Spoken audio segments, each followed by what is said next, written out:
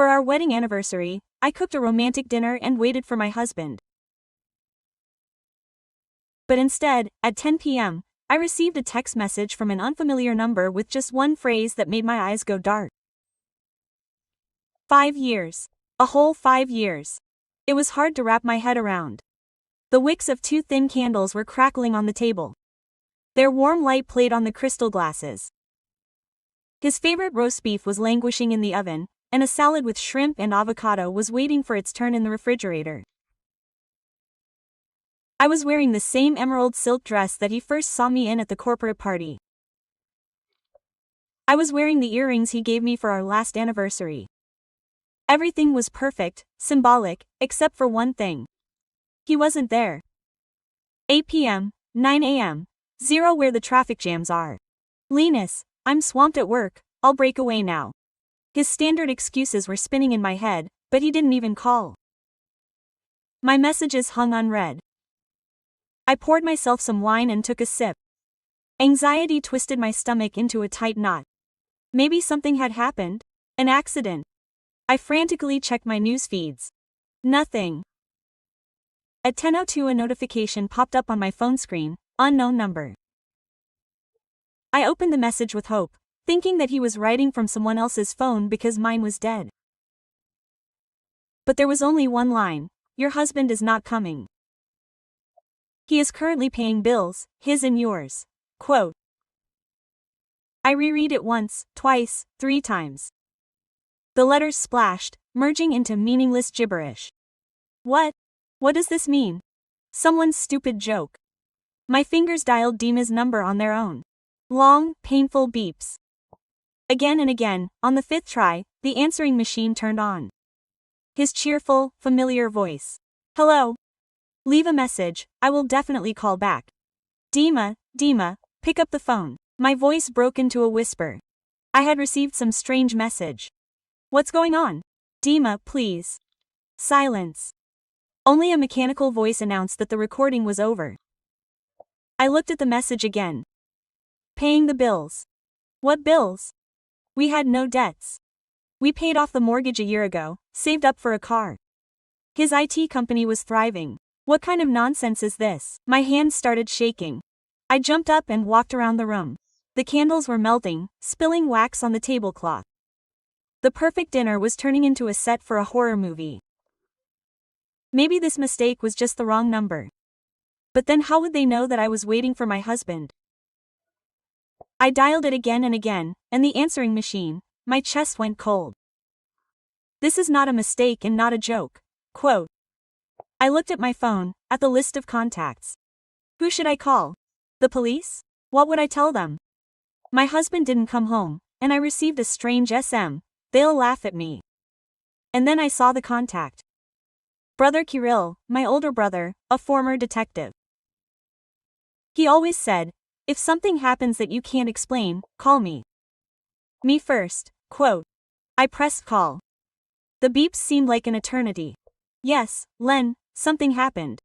His voice was as calm as always, a little tired. I tried to answer, but only a muffled wheeze came out of my throat. Lena, what's wrong with your voice? Where are you? Quote. At home, I whispered. Kirill, will you come? Please, something happened. Quote. Kirill arrived 20 minutes later. In jeans and an old leather jacket, he looked like an alien element in my apartment, full of a cooling holiday. He entered, silently looking around the table set for 2, the melted candles, my face. He didn't ask a single stupid question, like what happened, he just sat down opposite me and said, tell me. I handed him the phone with the open message. He stared at the screen for a long time, as if he was trying to burn a hole in it. His face, usually impenetrable, became hard as granite. The number was unfamiliar. Dima wasn't answering calls. No, it was an answering machine. I called about 20 times. He should have arrived a long time ago. By 8. Today is our 5-year anniversary. He smiled wryly, but then became serious. I see. A present. He gave me the phone back. Remember, he had gambling debts, card debts, whatever. What? No, Kirill, what are you talking about? Dima is doing great with money. Lena, Don't be stupid. He's doing great with money. No one has that. Enemies. Maybe he screwed someone over in business. Offended partners. My brother's words cut me to the quick. They were dirty, wrong. They had nothing to do with my Dima. Stop it. What are you saying? He is not like that. He is the most honest person I know. Is this some kind of mistake or a cruel joke by his competitors? Jokes are not made like that, he snapped. Competitors usually act differently. This looks like something personal on your accounts, he quoted the message. Doesn't that bother you? Maybe they just want to scare you? Why? To what? So that you don't eat dinner? Lena, turn on your brain. Your husband is missing. The phone is switched off. You are being sent a threat. This is not a joke. I jumped up. He hasn't disappeared. He was just delayed, and the phone died. And this message is just spam. Yes, exactly, spam. Kirill looked at me with heavy pity. Sit down, hysteria won't help the matter. Let's stick to the facts. The last time I spoke to him, this morning he said that he would try to leave early. He kissed her and left. Everything was as usual. It ended as usual. What is he doing with his partner, this Andrei Krukov? What kind of relationship do they have? Normal, working, sometimes they dined with their wives. Andrei is a difficult person, but Dima said that as a businessman he is a genius. Geniuses are often rare bastards, Kirill muttered, taking out his phone. I'll check the number now. Most likely, the SIM card is fake, but at least we will find out the location of the last activation. Do you think he was kidnapped? I exhaled, and the world swam before my eyes again. I think your husband got himself into some kind of, up to his ears. And we have to find out exactly what kind. And you better take off your rose-colored glasses, sister, because judging by the message, you will have to clean this up too. He spoke harshly, without a drop of sympathy, but I knew that this was his way of showing concern. He didn't let me drown in panic, forcing me to look at the naked, ugly facts. Facts that I desperately refused to believe. My Dima, my beloved, caring husband. He couldn't have gotten himself into trouble. He couldn't. He came back at 5 o'clock in the morning. I heard the lock creak quietly. I wasn't sleeping, I was sitting in a chair, wrapped in a blanket. Kirill had left an hour ago, promising to call as soon as he found out something. Dima entered the living room and froze when he saw me. He looked terrible. A wrinkled suit, stubble, eyes red from fatigue. He smelled of someone else's perfume and cigarettes, although he had quit smoking a year ago. Lena, why aren't you sleeping? His voice was hoarse and guilty. I was waiting for you, I answered quietly. It's our anniversary, after all. He ran his hand over his face. Damn it, Len, I'm sorry, I got carried away. The deal of the century went down the drain. Andrei and I spent the whole night trying to save the situation. The phone died at the most inopportune moment. I'm a complete. I know. He spoke quickly, incoherently, without looking me in the eye. Lies. Every word was steeped in lies. The deal all night. I slowly stood up. You have an interesting deal, Dima. I walked up to him and handed him my phone with the open message. He ran his eyes over the line, and I saw fear flash across his face, just for a split second. Then the fear turned to anger. What the hell is this? This was sent to me yesterday at 10 o'clock. I would like to hear the same thing. Dima, what the hell is this? He threw my phone on the couch. Are you completely crazy? To believe all this crap from random numbers. Do you really think that I would what? That I could hang out somewhere on our anniversary? I'm working my ass off here for us, for our family, and you're making a scene because of some stupid text message. His scream didn't scare me. Everything inside was burned to the ground. I'm not making a scene. I'm asking a question. Where have you been, Dima? I already told you, during the negotiations with Krukov, you can call him and ask if you don't believe your own husband. I'll call. I'll definitely call. And I'll also ask him why you smell like women's perfume. That's probably part of business protocol too. He froze. His face turned purple. What are you doing? Smelling me? Searching me? Maybe I should now account for my every move? I don't need reports. I need the truth. My voice broke. I didn't sleep all night. I thought you were killed somewhere in the gateway. I almost sat there while I waited. And you barge in here and lie to my face. Just tell the truth. Where have you been? He barked.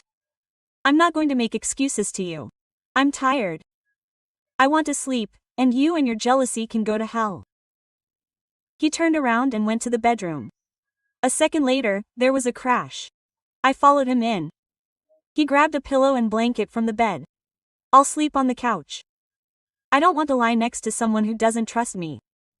He rushed past me, deliberately pushing me with his shoulder. The front door slammed so hard that the glasses on the table rattled. He didn't go sleep on the couch, he left the apartment. I was left standing in the middle of the bedroom, stunned. This was not my Dima. My Dima would never talk to me like that. He would never leave. Something broke. And I realized that the message was not a joke. This was only the beginning. The tears flowed on their own. I was sitting on the living room floor, surrounded by a cold dinner and the shards of my perfect life. My head was foggy. He had accused me, turned everything upside down and made me feel like a guilty hysteric. Maybe I really had wound myself up. Maybe he really was at work. And the smell of perfume? A coincidence? No, I saw his eyes. He was lying. My hand automatically reached for the phone. The only person I could talk to now was Sveta, my best friend, since first grade. She knew everything about us. I dialed her number. Lenka, hi, why are you so early? Her voice was cheerful and upbeat, too cheerful for my morning. Sveta! I sobbed into the phone. Dima and we had such a fight. Oh, come on, what did you disagree on again? The remote control, she giggled. He didn't come to our anniversary yesterday at all. He showed up only in the morning. He said he was at work, and I got a strange message. Stuttering and swallowing tears, I told her everything. About dinner, about waiting, about the terrible SM, about his return and our fight. There was silence on the other end of the line for a few seconds. Len, what's wrong? Sveta finally said. Her voice was full of sympathy, fake, like a Christmas tree decoration. Well, the message is some kind of nonsense, obviously a prank.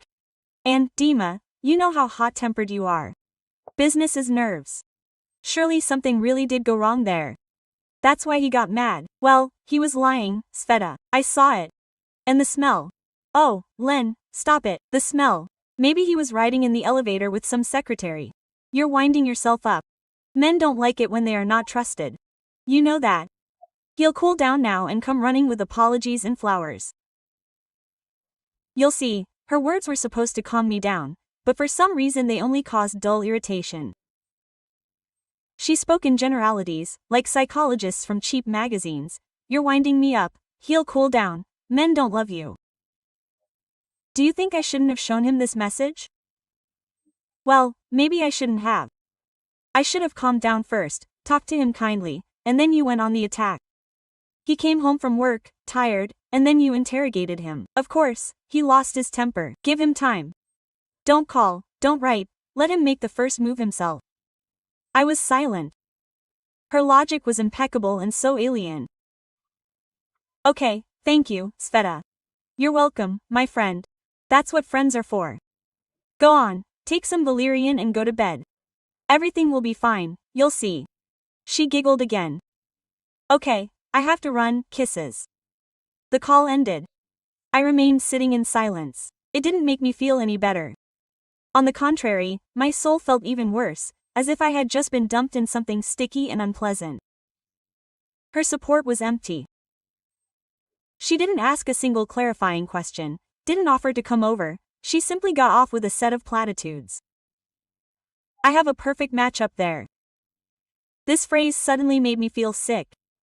She always spoke like that, with a slight, barely noticeable envy in her voice. And now, remembering it, I felt a chill run down my spine. Something was wrong. Not only with Dima, but with her too. Kirill arrived during the day without calling. He simply opened the door with his key. He had the kind of face that announces a death. He silently walked into the kitchen and put his laptop on the table. Sit down. I sat down. Everything inside me shrank into an icy lump. The number from which the message came, a disposable SIM card, bought yesterday for cash in the underpass near Paveletsky station. He began without preamble. They activated it at 8 p.m. The last signal was at 10:03, a minute after it was sent. The phone was switched off and most likely thrown away. Where was it? The base station that picked up the signal covers a square of half a kilometer. The Orion Business Center, the very one where your husband and his partner Krukov sit, fits perfectly into this square. I caught my breath. So Dima was not lying. He was at work. But that's not all. Kirill turned the laptop screen towards me. This is a statement from your joint savings account. I asked a friend who works in security at the bank to take a look. Not entirely legal, but it was an emergency. I stared at the screen at the long column of numbers and didn't immediately understand what I was seeing. Look here. 5 days ago, a transfer of 500,000 rubles. 4 days ago, another 700. 3 days ago, 600. Yesterday morning, 1 million. Total, 2,800,000 rubles. Almost everything you had. I looked at the numbers and my brain refused to accept them. This can't be. We were saving this money for a country house. Our shared dream. Where did he transfer it? To an account opened in the name of Svetlana Igorovna Semenova. The world rocked and shattered into a million sharp pieces. Semenova, Sveta, my best friend. No, I whispered. No, this is some kind of mistake. A namesake. This can't be. Lena. Kirill's voice was hard as steel. She doesn't have namesakes with the same date of birth and passport details. It's her, your friend. He transferred your shared money to her account. He cleaned you out, systematically preparing. I remembered our morning conversation. Her false sympathy, her advice not to wind yourself up. You are my perfect couple. I felt sick, bile rose in my throat. But why? Why? I think he was going to run away with the money and her, but something went wrong. And then a message appears from the person who is sitting in the same building with him, from his partner. Looks like your Dima decided to screw over not only you. Kirill closed the laptop. The sound seemed deafening. Wake up, Len. Stop defending him. He is not a victim. He is a lying, thieving bastard who betrayed you twice. First with your best friend, and then with your money. I sat still, there were no tears, the shock had passed. Emptiness came in its place, an icy, ringing emptiness. And then something new began to rise from the bottom of this emptiness. Dark, hot, scary. Rage. I looked up at my brother. What is the address of Kryakov's office? Kirill looked at me, and for the first time that day something like approval flashed in his eyes. Orion Business Center, 42nd floor. Let's go, I said. The voice was strange, metallic. It's time to pay the bills. The secretary at Andrei Kryakov's reception area looked like a porcelain doll. She looked at me with fresh bewilderment. Andrei Viktorovich is busy. Do you have an appointment? He'll see me, I snapped. Say that Dmitry Tikhonov's wife has come about the bills. The girl shuddered when she heard my name and immediately disappeared behind the massive door. Half a minute later she came back out. Come in. Kryakov's office was huge and impersonal. Glass, steel, a panoramic window overlooking grey Moscow. Krukov himself was sitting at the table. A man of about 40 with cold grey eyes and a predatory grin that never left his face. Elena, sit down. I didn't expect to see you so soon. Although, knowing your husband, I should have expected that he would blame everything on me. I remained standing. Did you send the message? He nodded without a shadow of embarrassment. Consider it an act of politeness. I decided that you should know the truth. Not the last. Your husband was going to leave you. Why did you do it? Oh, it's a long story. He leaned back in his chair. In short, your husband is an idiot. A greedy and arrogant idiot. He decided that he was smarter than me. We were developing a large project together, a very large one. He did all the technical work, I did all the financial and legal work. The project was ready for sale. The amount there was, let's say, with 7 zeros in dollars. And your Dima decided that this entire amount should go to him alone. He paused, enjoying my silence. He quietly rewrote the key codes to himself, created backdoors so that after the deal he could transfer all the money to fictitious accounts and disappear. He thought I wouldn't notice. Naive boy. I noticed a month ago and just let him finish the job. And yesterday, what happened yesterday?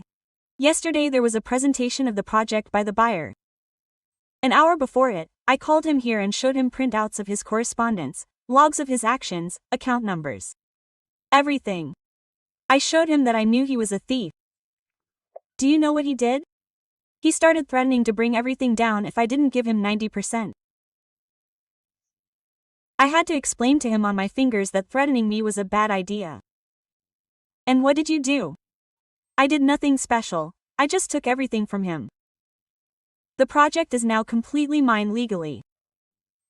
I have all the evidence of his fraudulent actions in my hands. The buyers are delighted. And your husband was left with nothing, without a project, without money, without a reputation. He tried to assert his rights, shouting that I ruined him. Nonsense. He ruined himself. I only took what was mine. And a little more as compensation for moral damages. His calm, methodical story was scarier than any screams.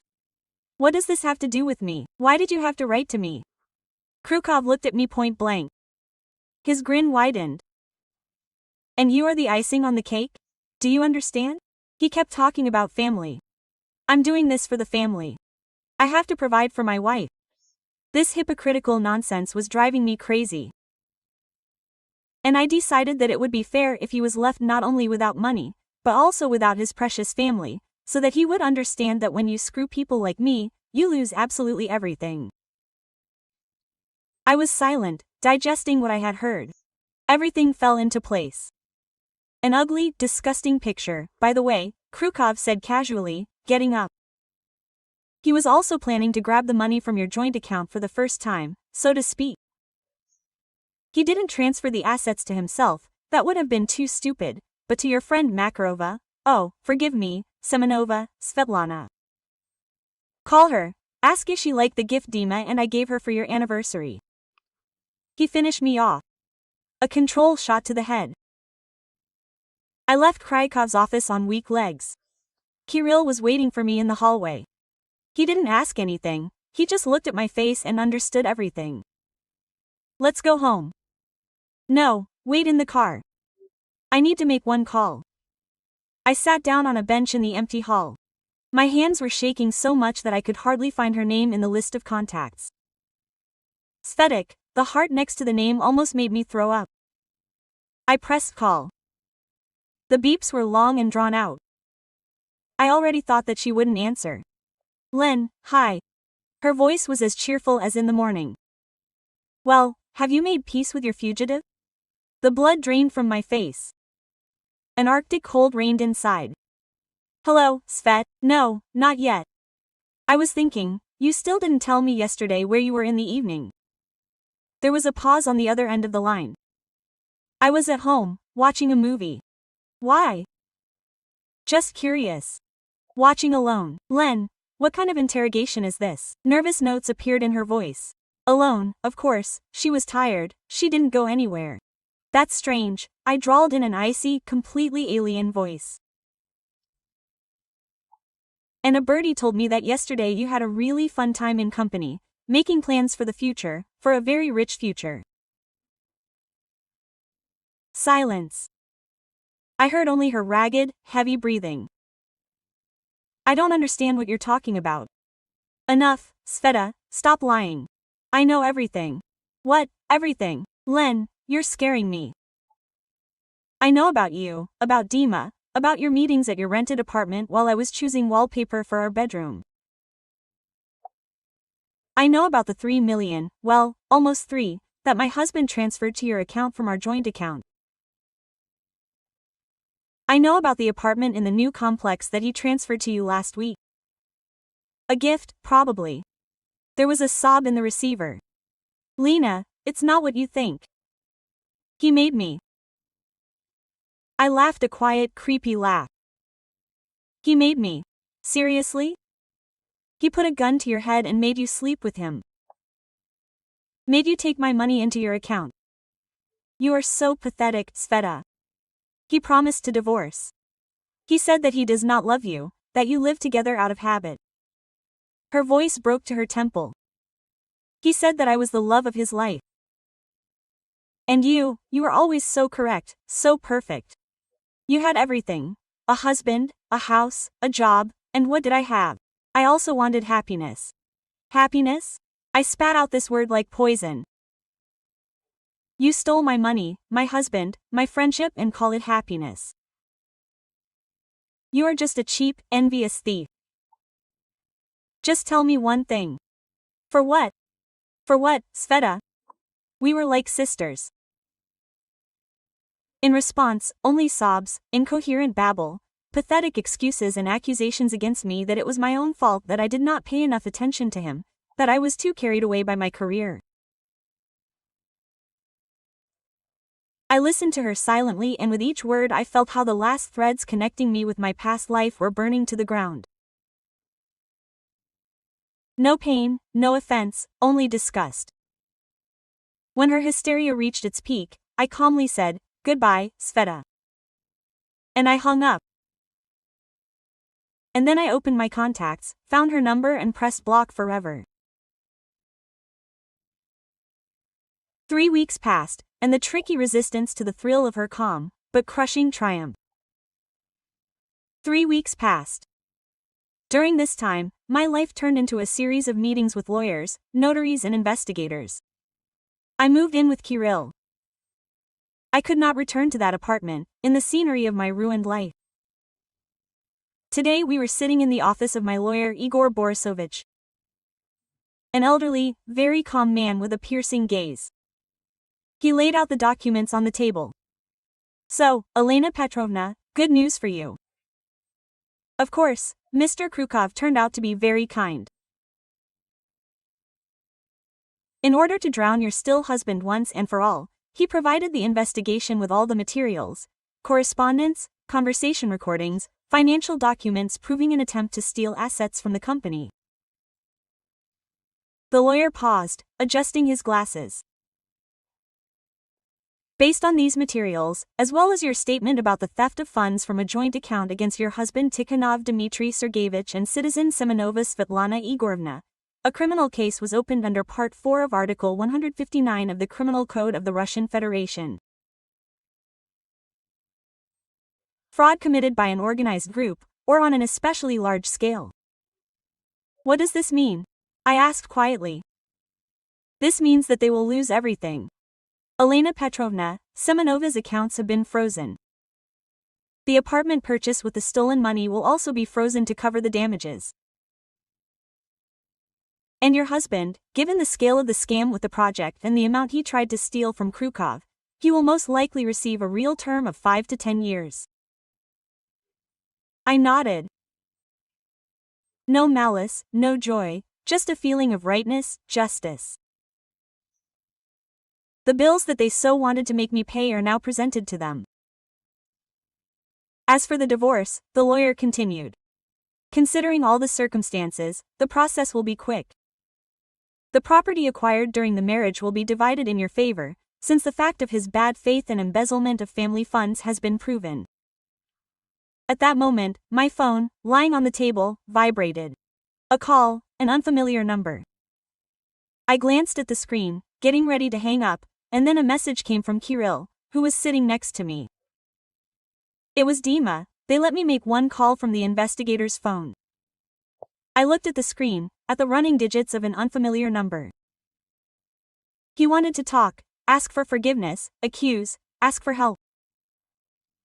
I didn't care. I didn't hang up. I slowly swiped my finger across the screen, opened the options and pressed block the number, and then report spam. The lawyer raised an eyebrow questioningly. An unimportant call, I said. Igor Borisovich nodded and returned to the papers. I looked at Kirill. He looked at me, and in his stern eyes I could read undisguised respect.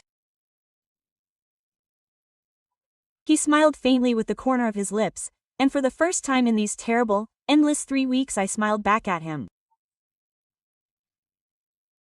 It was a weak, slightly trembling, but real smile. The holiday was cancelled. My new life was beginning.